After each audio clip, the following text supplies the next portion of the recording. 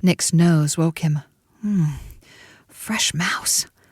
The blue cat was grateful to escape the clutches of his usual nightmare, but after a week on the run, he didn't have the energy to crack open an eyelid just for a fantasy mouse. Then the delicious scent became undeniable. He stretched out a paw. The mouse was real, all right. Maybe he could eat with his eyes closed. You look like you could use a good... Nick jumped to his feet, fangs bared, defending food he hadn't even seen yet. Meal, finished the gray cat. Rats! Nick had been too distracted by the mouse to pick up the scent of the orange-eyed male sitting 3 feet away, blocking the alley entrance. Nick dropped into a painful crouch and growled a low challenge. Even to his own ears, there was only one word for the yowl that came out. Pathetic. He had to try, but any fool of a cat could see he was in no shape to fight. That's really not necessary. I wouldn't have brought a gift if I wanted to fight. I'm Smoke. Without taking his eyes off the gray, Nick stretched out his left paw and dragged the mouse closer. Nick. His compact benefactor sat up, lifted his right rear paw, and licked his toes with casual nonchalance. Nick recognized the attempt to put him at ease. Of course he wasn't going to fall for that, but while the guy was off balance, he might as well eat. He could keep both eyes on Smoke while he chewed. The orange-eyed cat watched him eat with quiet patience.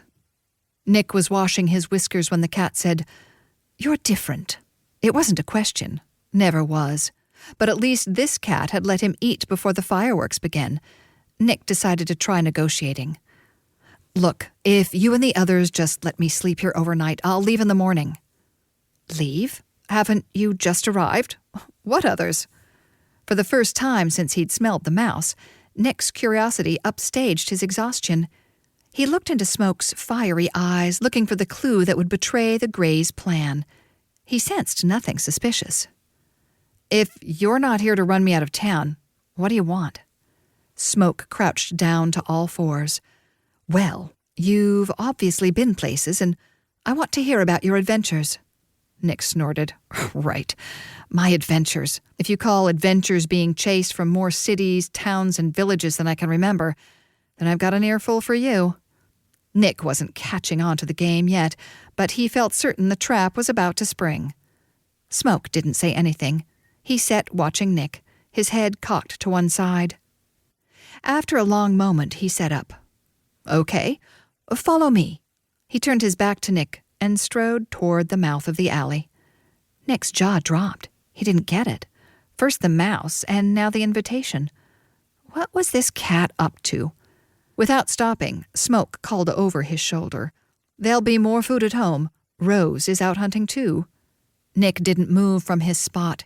He wanted to think. If this was a trap, it had been stupid to feed him and let him regain some strength, but then that wouldn't matter if a gang were waiting to jump him at the end of the alley. He sniffed the air. Nothing. But they could be hiding downwind.